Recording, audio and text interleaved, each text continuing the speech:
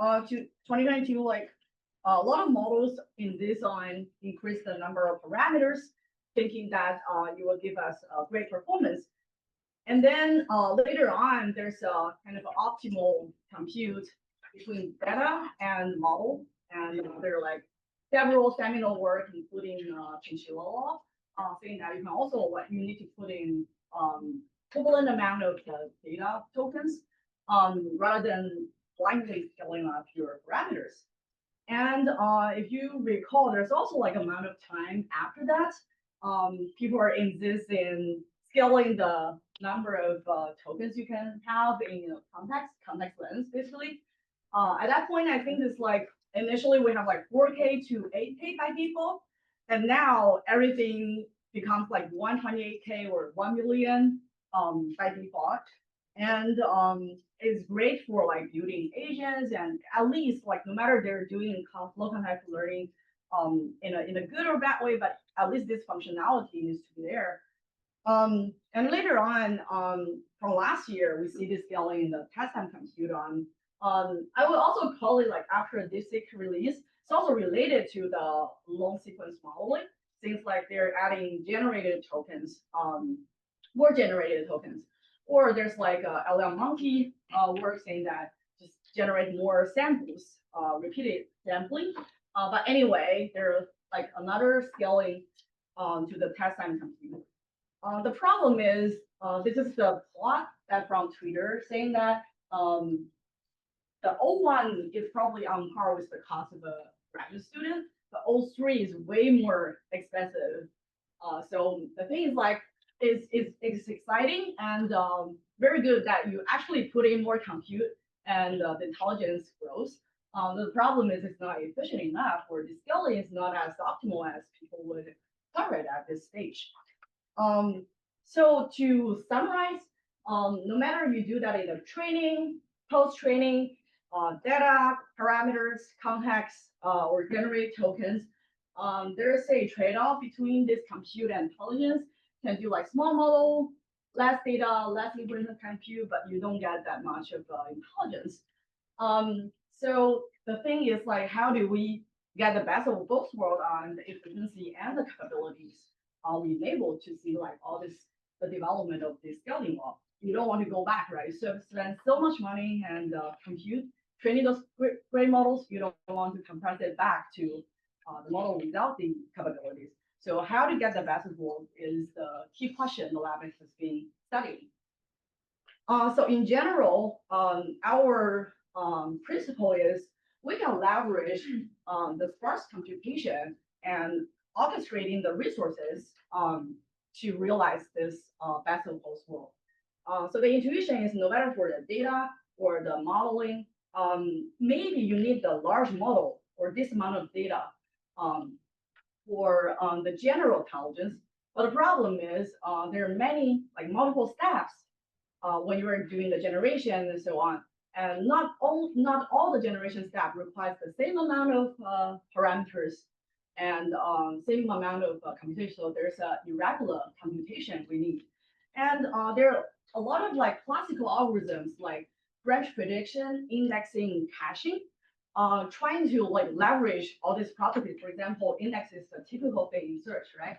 You trade off by having more storage and reduce the computation or the need for bandwidth. So those algorithms are there for orchestrating those resources like the compute, bandwidth, and the storage. And in LM era, I think there are like different names for this. For example, branch prediction, if you know, the recent and speculative decoding is basically doing the same thing. But anyway, in summary, so there are a lot of workloads which are more compute intensive or bandwidth intensive, or want to occupy larger size of the memory. But there are other resources on the device or heterogeneous device that are wasted. So what would be the algorithm to leverage all the resources, have high utilization, the key to get a better scaling, and while maintaining or even exceeding the capabilities of the LLMs. So we have like several works, a lot of works actually, on different sides on how to converting those resources, leveraging the sparsity in data, sparsity in parameters, sparsity in activation, and so on. So those are the algorithms. And then also we're leveraging the heterogeneous compute to do this. So algorithm and kind of system co-design. So today I'm gonna give examples, several examples on regarding the long context capability and efficiencies. So there are like three types of problem we're tackling for the long context LLMs. I don't think I need to motivate too much on this. I think everybody in the room are interested in these capabilities. But what are the challenges? Is basically there's quadratic computation prefilling, and also there's large memory I/O in decoding, and also there are like limited tools or benchmarks to accessing the long context learning or reasoning abilities.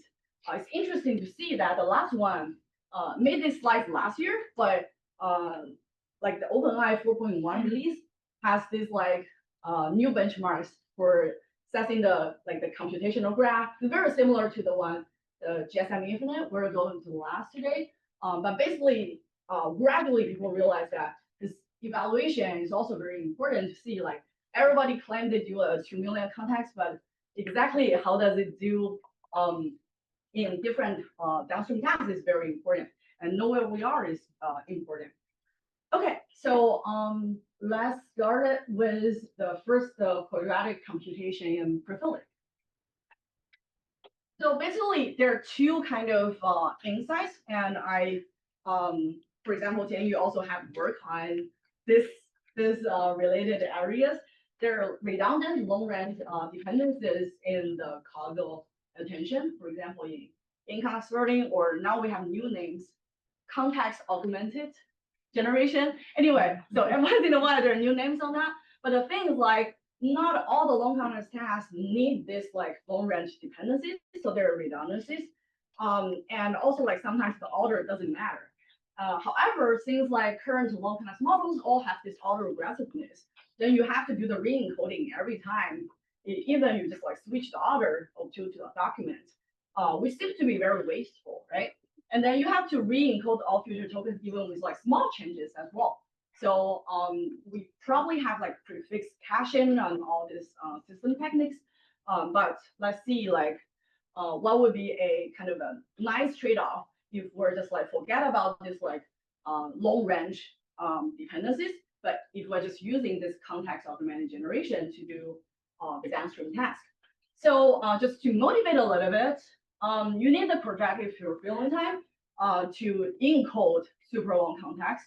However, if the contexts are independent, you only need to re-encode them once and then put them in CPU or storage, just like what you do with search, and cache them, and then only retrieve the ones through like probably CPU to GPU communication PCIe, which is not very fast, but it's faster than encoding that. So that's the motivation.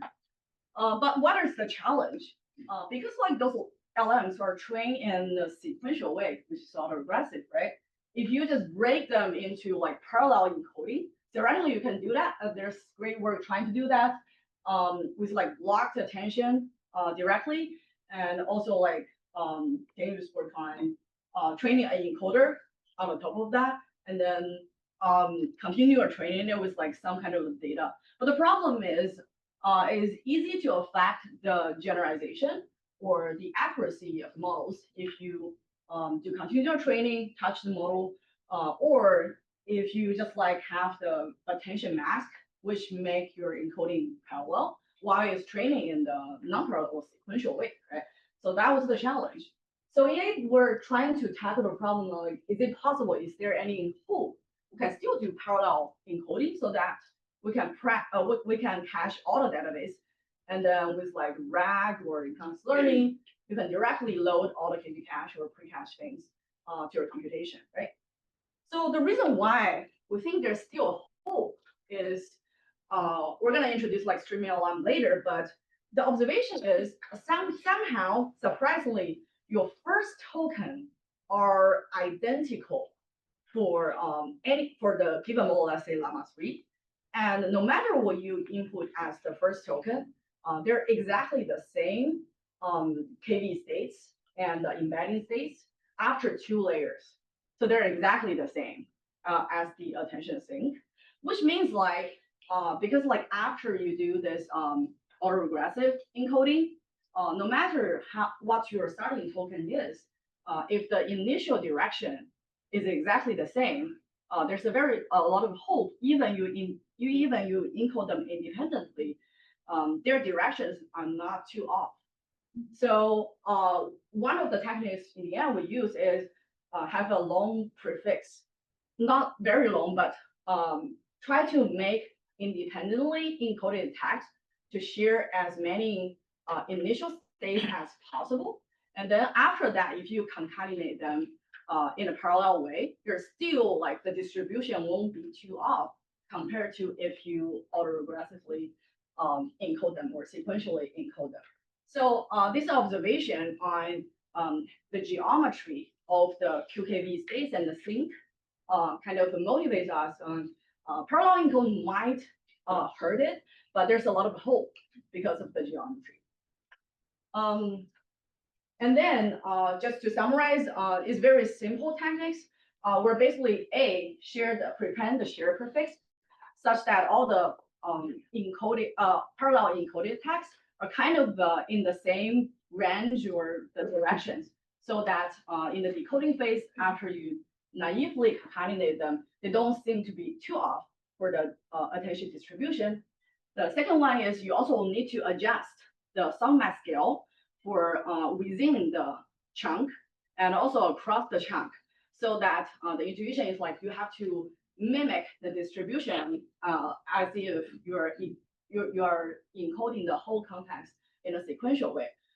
So with these 3 techniques, basically, or maybe 2, like two kinds of temperature and 1 share prefix, you don't need to train anything, but you can directly do the parallel encode on the sequentially encoding models.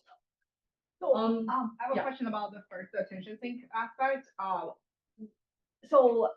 Would it also work if you do not have the common prefix, but you basically post hoc apply some kind of orthogonal transformation to each chunk so that they align roughly at the beginning, like apply some OM like transform. So like rotation. They align roughly, and that also mitigates its distribution shift.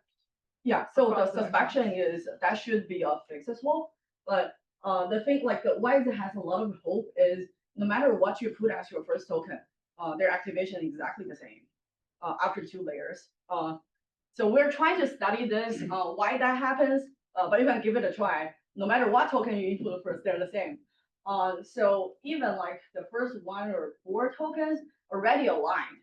So their distribution shift is not too much, at all. And while you are adding more like share prefix, and some of the model always have this like system prompt anyway.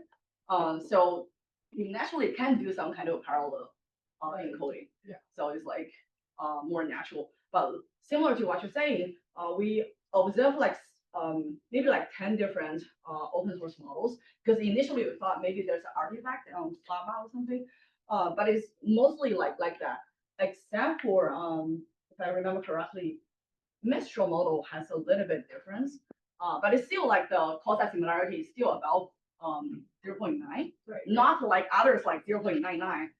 For those ones that are not like fully aligned, maybe there's a transformation you can apply over there too. Is there a difference in instruct model and base model? Because one hypothesis is the instruct model sort of learned that there's always this long system prompt, so maybe it's not so sensitive to sort of beginning of that system prompt. Yeah. So for base model and instructor models, they all have the same phenomenon. We also train model from scratch. It's also like that. Initially, we thought it's because of the first token always put the same one, but we tend to believe maybe there's an artifact of this normalization. Because in computer vision, a lot of people like to study this layer norm, or there's like outliers, and that's why they want to get rid of. But maybe it's because the attention also have this kind of normalization. mechanism. That's why you need the one feature that is very large. But anyway, so that's I think there are like a lot of follow-up studies on why attention sync appears. But this is how we leverage it in the parallel encoding. Do you have any hypothesis why Mistral have different patterns? I don't know. Yeah, so we try to test all the open models because a lot of open models are based on llama, so that's a little bit concerning. Maybe the artifact was inherited, but except for Mistral, a little bit off. Except for that, everybody else seems to be very consistent. Yeah. Anyway, so coming back to this, so the problem cinema is in the context augmented generation. So sequential encoding and parallel encoding has like different trade-offs on accuracy and efficiency. So we do this like adaptive parallel encoding with the shear prefix and with several temperature fix, which can robustly do parallel encode. These are some results on comparison on pre-filling time. Of course, it scales better because like although you have to do things from you have to move data from PCIe, which is slow, but compared to the encoding time, which is quadratic, it's doing much better in the with longer context. Also, like surprisingly, what we found is there are a lot of benchmarks. That's why in the end we start to do our own benchmarks. Because like we see this parallel encoding initially was saying that since we're doing the parallel encoding, then the long range dependencies, problems with long range dependencies should not succeed. Then in a lot of long range dependency tasks like long banding or the rest, it's actually sometimes doing better if you do the parallel encoding, which should not happen. But maybe the hypothesis is they're really the open source localized models are not doing well anyway. If you kind of make it share the same position encoding or in a shorter context, sometimes you will solve the problem in a better way. Or maybe the task they're doing is kind of like heavily retrieval based, so that as long as you didn't throw away the information, they can identify and answer the questions correctly. But anyway, the accuracy and the efficiency is good. To make sure, so for the evaluation here, GSM, AK, ML, you are in context learning, trivial Q is the rack evaluation. Trivial Q here in context learning or rack? Trivial Q. What was the question? Sorry. I assume that GSM, AK, ML, In you are context, in context learning. Right. Trivial Q here is more like a rack setting. Right. Yeah. Exactly. So we test. That's why I was surprised. We're intentionally doing this on the in-class learning and then the retrieval setting because that's naturally can be parallelizable and the order should not matter too much. But what I was saying just now is like even in long banding and all this like long context test, we're not intended to attack those settings, but it also does pretty well. Yeah. So for position encoding, so as you Share the same ones. so as you encode in parallel, you treat them as the positions encoding will restart, or do you treat them as You positions? do the restart. I see. So you can have the share prefix and then leave some for your answers, and the middle ones, you just use the same one. Yeah, I see. I have the same question, but I mean, wouldn't that make adjacent blocks? I mean, like at the beginning of one block and the next block, like their values will not be similar. Like, Yeah, that's why we don't understand why it can also do well in the long context right. benchmarks because we're not even caring about the sequential order of all these chunks. That's why I think there's a problem with benchmarks too.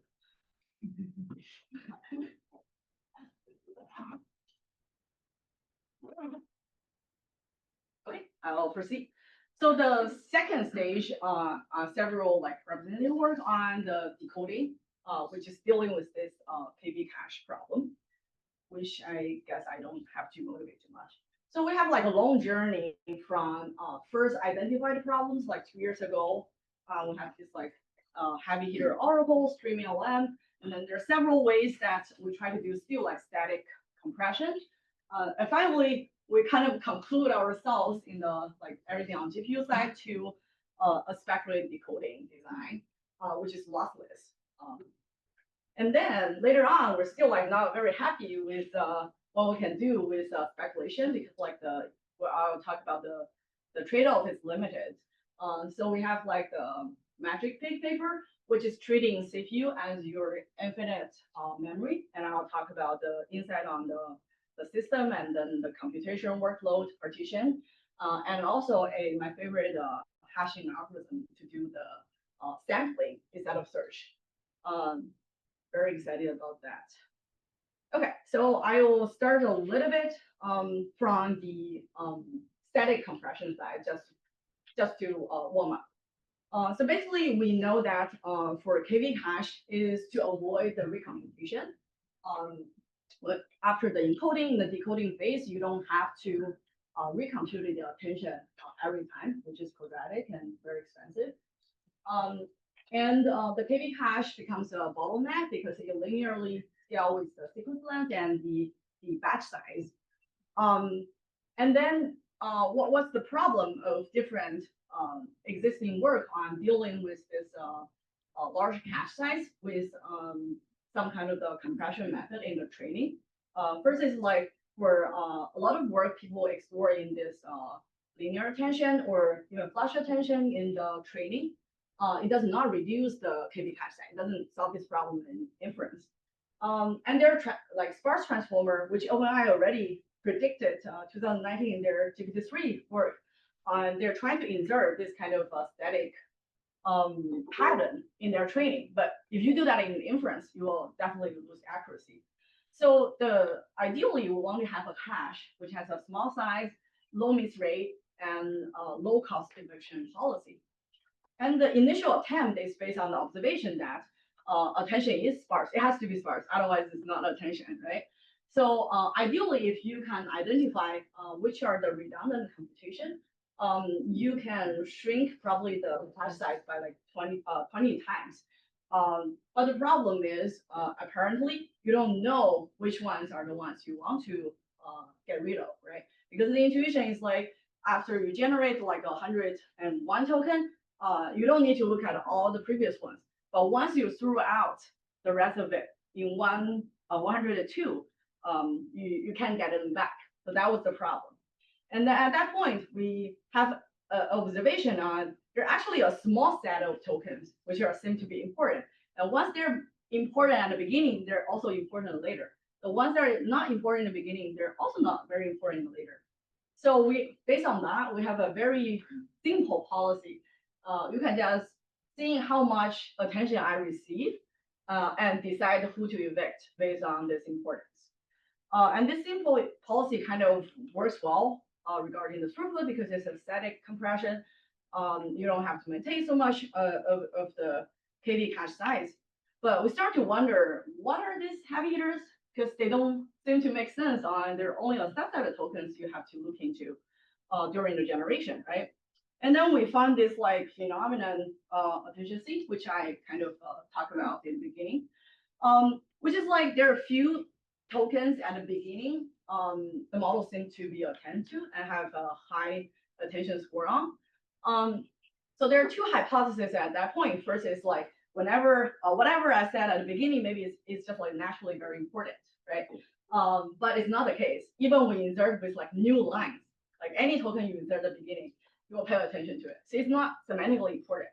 But later on, there are like a few understanding on maybe it's because of like the artifact from the softmax function. If you don't want to pay attention to any tokens, what you can do is like when your activation goes to like to the negative infinity, is like the sum. You can have attention of 0, right?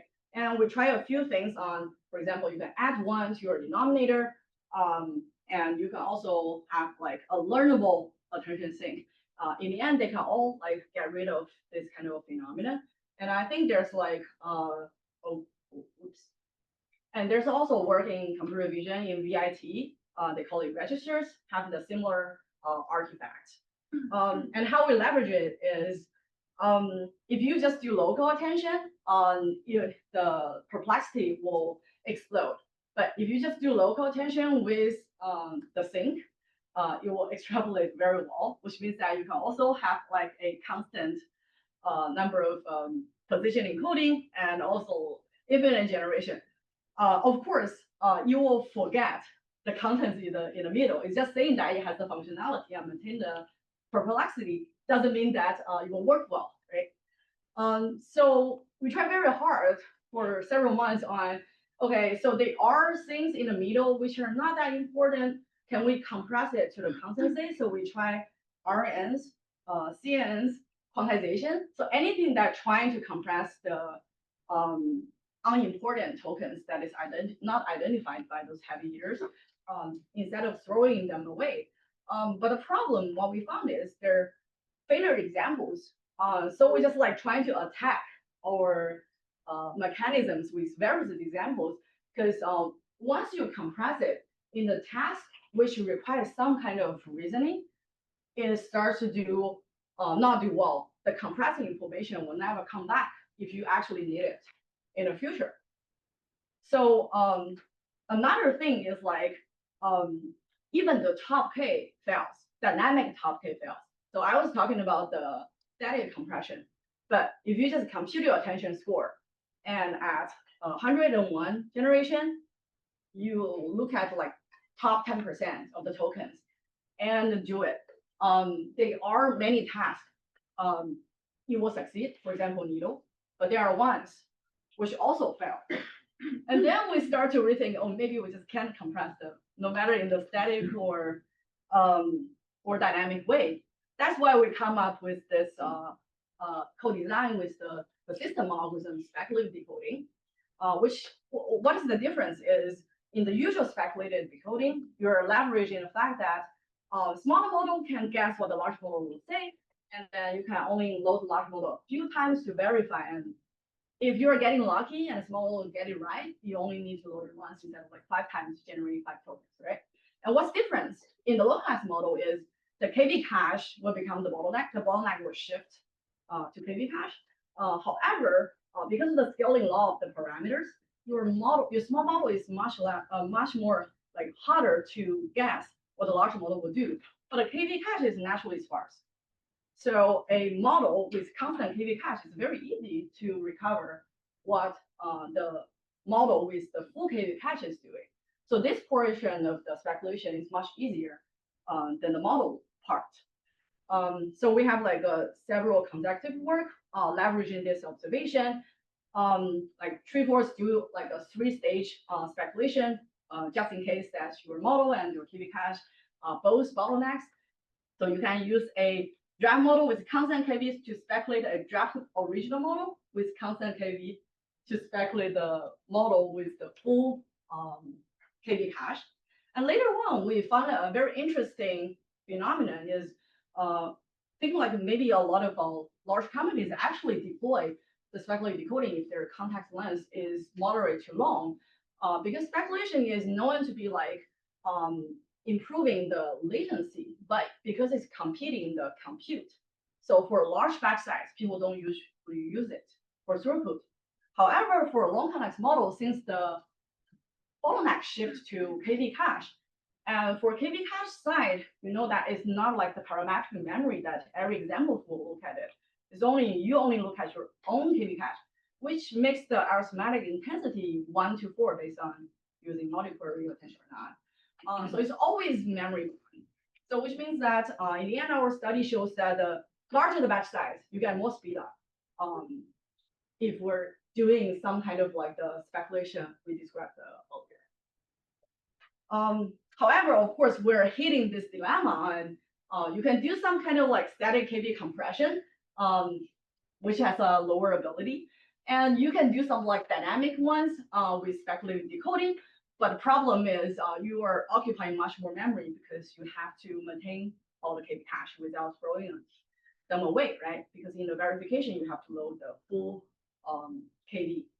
And then in MagicPIG, how we deal with it is with the observation of first, from the system side, I just explained that the attention calculation in the decoding phase is always memory bound, no matter how your batch size is. Which means that the CPU is actually pretty good at that compared to the compute. So for the flops, CPU is 100 times worse, but the bandwidth is probably only 10 times worse. So there's a hope on bridging this gap. If you can reduce the workload of attention computation and do it on CPU by 10x, you can serve as an augmented memory for your GPU and resolve the problem of GPU is good at bandwidth and compute, but is very bad at the memory size. So that was the hope. However, remember that we had this problem of even top K will fail. So how do we reduce the workload on CPU by 10x? You can't even do top K. That is Oracle. So in the end, what we found is actually not Oracle. Because top K is always doing a biased estimation, you'll pay attention. However, what is the Oracle sampling algorithm, or what attention actually doing is the following process. You should compute the attention scores, 0.9, 0.01, 0.01, and then those are the scores corresponding to the V's. And you should sample the V's according to their distribution. And this is actually the Oracle sampling and estimation of your attention. So compared to, we have a very cute example explaining the intuition. If you just want to compute the average weight of the food every animals eat in this zoo, what we show here is if you're doing the top K, it will be a biased sampling or biased estimation. But if you do the sampling, the process I just described, of course, there's a variance. That's why you also want to do that several times. But this could be a unbiased. This is a unbiased estimation, and the variance quickly drops when you have more estimations. So that was the intuition. But of course, even we know that we have to do sampling instead of search. What would be the algorithm to do that, right? You can't just compute the attention and then compute the probability distribution and sample from them. In that way, you can save the part on V, but not the K. You have to do the full computation on the attention. But so Yeah. it's 1 times 70 in the previous. So the top. Oh yeah. Oh, Oh. yes, 80. obviously it's a correct. Yeah. Because that would be biased. Right. Thanks for spotting that. Beidi, I have a question. Yeah. Why do you want an unbiased estimator in a case where you have such a heavy tail distribution? Like, because originally the idea was that you have this sink and you have like this long tail, and you don't really want the tail anyways. So you kind of don't want the unbiased estimator because it would account for this like long tail, right? So there's still the thing is what we observe is you think the attention is very peaky distribution, but it's mainly because of the attention sink. If you mask that and then recalculate the distribution, it's not as peak as you think of. That's why dropping the let's say 90% of the density is actually dropping information. So when you do the unbiased estimator here, it's like you already kept the attention sink and you're doing it over the rest of them? No. You keep the attention sink in this. So the experiments we run on, of course, like in the Oracle sampling, will do much better. But you including the attention sink, you do the estimation. Okay. And you don't do it once. You sample V. Every time you sample V, you do an estimation for the total attention. Okay. So, and you do that a couple of times, and you see the variance degrades very fast, converge very fast. Okay. So you probably just need like 10 to 20 samples to estimate a attention of like a cell. You don't need many samples to do the estimation. Okay. So if you do remove the attention sink and use a bias estimator, would that, that would Still, with the attention sink, you can still do a unbiased estimation. You can kind of like choose your attention sink deterministically or local deterministically. For the rest of them, you can do the estimation and do the reweighting with the other ones. It still can be unbiased. Right. You just choose that with 100%, and then the rest of it, and then you do the remote normalization with the. Right. Yeah. So even with that unbiased estimator, it will still give you the deterioration in the top K performance. It will Like still give you like the degradation and the top K performance, like if you did the unbiased top K. So the unbiased top K will give good estimation or good results. Right. So the top K, even you select the sink and the local and then select the top K of the rest, you will degrade the performance. So we usually kind of select the sync and the local anyway. Those are important. Yeah, so we're kind of like showing the difference. Sometimes like a lot of estimation, the variance, biasness doesn't matter, but in attention, we actually see it matters. Beidi, just want to remind you, you have around 20 to 25 minutes left. Oh, okay, cool. Yeah. So the thing is like we need something that is without computing the full distribution or the attention score. You still want to do an estimation, which you also know the probability, because now you are kind of doing some kind of important sampling. If you're doing some kind of near net search algorithm, it's deterministic sampling. You don't know what's the probability you're sampling. I will eliminate all the details on the math side, but there's an algorithm that I work during my PhD called locality sentence hashing. And then the good thing is the retrieval precision and recall are not very good. And it's some algorithm that in theory people like it. The problem is like it's not very practical. But the nice thing we can leverage over here is you exactly know the sampling probability. So you need that in our estimator. So that's why we choose this algorithm. I will probably jump over the details, but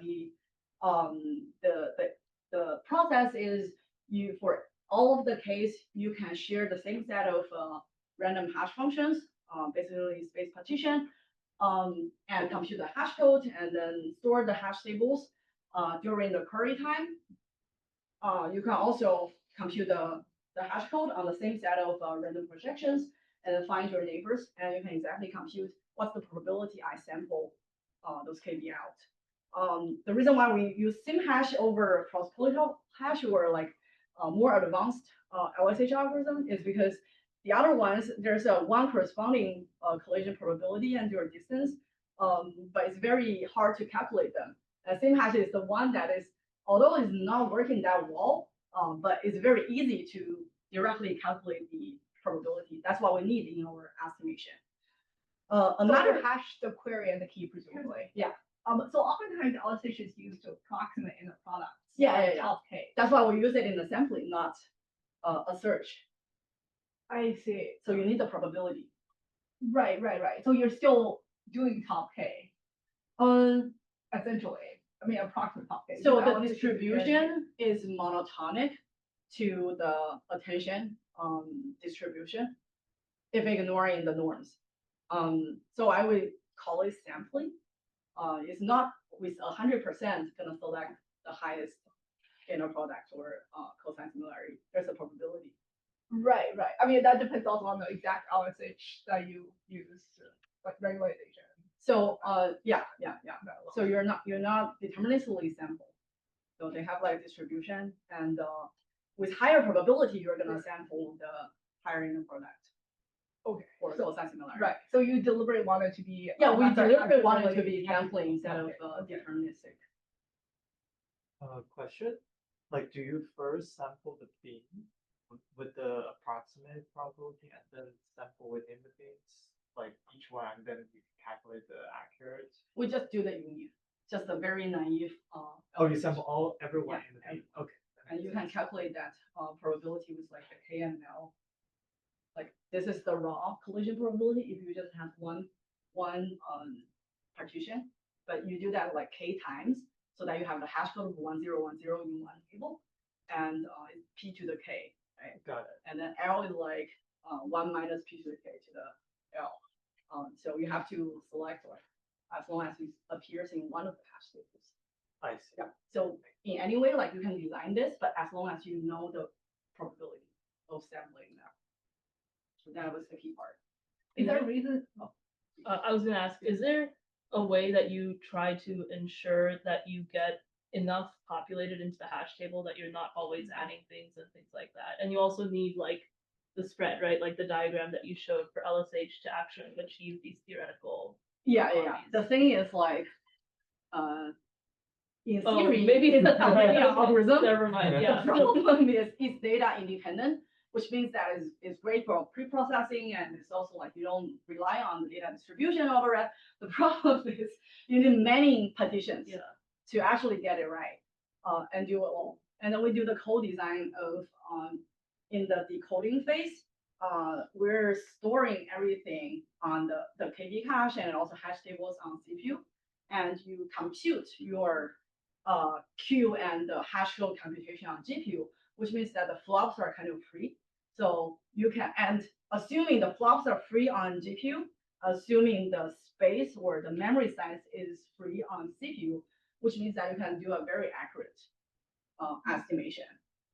Because usually you don't project to a higher dimension, many hashes. Right. But because of this leveraging the property of GPU and CPU, you can do that.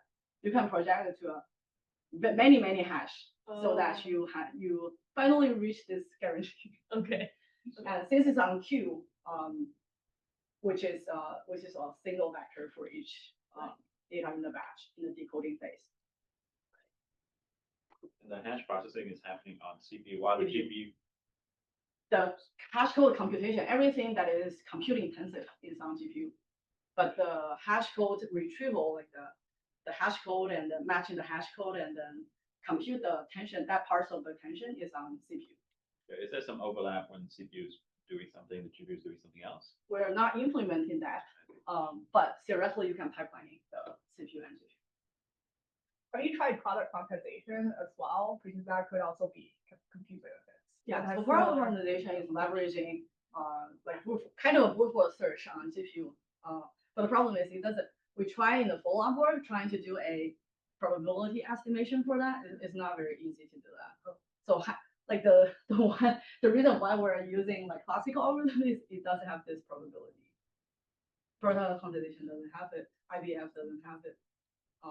And we are trying to augment the other neural network search algorithm with this probability estimation.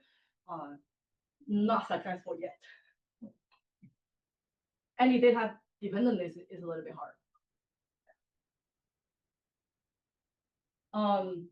Yeah, and we're showing a qualitative example. You will succeed if you do the estimation right on even very hard tasks, which fails in top K or all the other KB cache compression algorithm. And then this is the process I was describing. Spent a lot of time in the implementation side on basically the idea is partition the workload of everything that is computing intensive, including the hash computation, encoding, and other things on GPU, and some kind of like local KB cache calculation as well.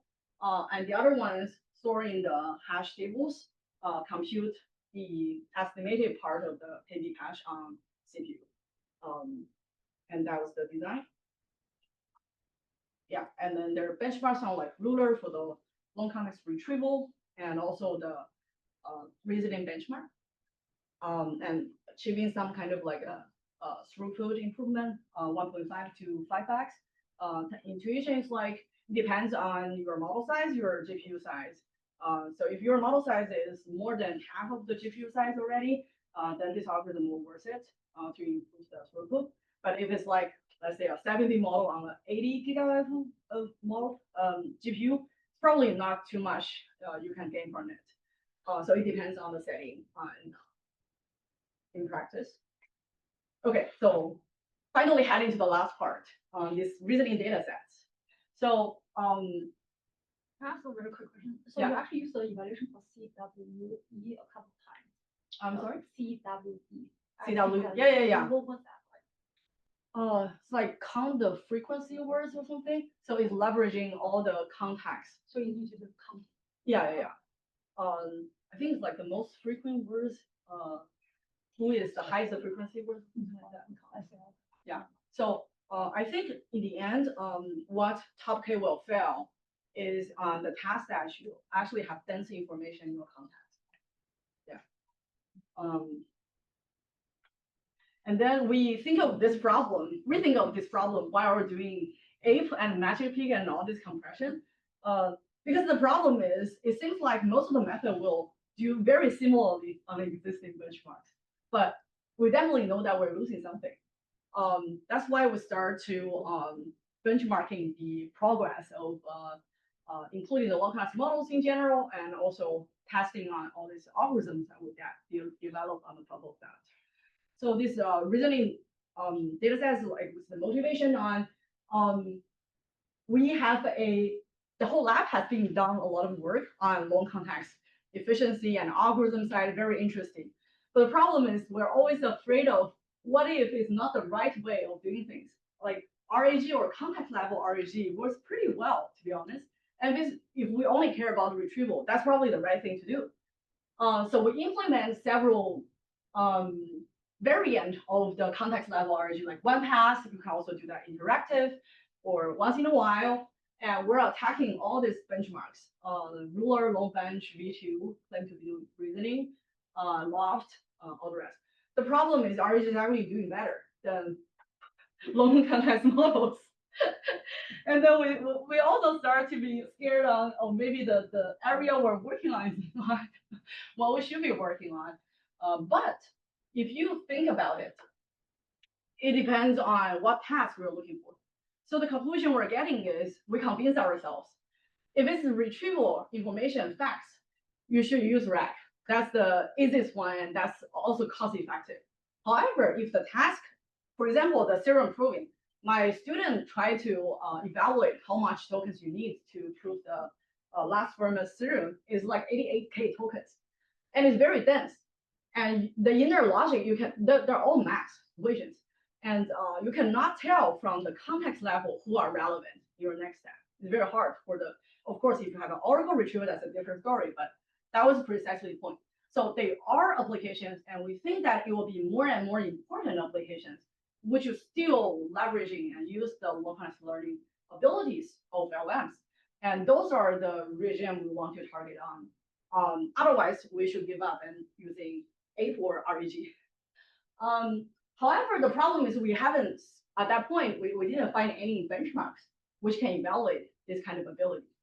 So the challenge lies in either is low complexity, like for example, GSM and AME, those are like the number of hops you need in your context is like around 4 to 10 or below. So it's like pretty low complexity. And also they have like detectable noise. We do see some synthetic tasks which try to have the filler text, but the problem is you can easily identify that with retriever. And also like they're low resource. So there are tasks which is like math proving, coding are there, but it's very hard to describe what is the complexity of those tasks. If model fails on this and succeeds on that, does it mean this model does better than the other one? It's very hard to control that. So we ideally want some benchmark which is like scalable in complexity. You can describe from operation 1 to infinite. And also hard to distinguish noise, at least by text level difference. And also infinite samples you want to evaluate on. And that's what regime we're looking for, the GSM-Infinite work is targeting on. And the kind of motivation or the insight we have is maybe we can build some kind of like the computational graph, which is easy to describe the complexity and also easy to adding nodes or things to it and controllable. And hopefully we can build something that is even synthetic for training. That's for later. What we do in the end is we're parsing, for example, the GSM-Infinite, that kind of setup on the operations like plus, minus, division, and then multiplication, and also create variables like South Park, and then hippo, raccoon, and zoo. So, and the problem we're doing is like very similar to GSM. It's like asking you to derive the number of lions or how many animals in the park, and then there's some kind of reasoning we need. For example, you have to know we're asking animals, so anything related to how many apples in the park doesn't matter, right? You have to do some kind of basic level of reason, like common sense reasoning, and also we can define the number of the complexity of this by how many hops. Like the lions depends on the number of rabbits and like hippos, and then so on and so forth. So in this end, the detectable noise is those noise are not random text like the blue is the sky is blue or grass is green, but something that is irrelevant to your computation, but still indistinguishable with your main context.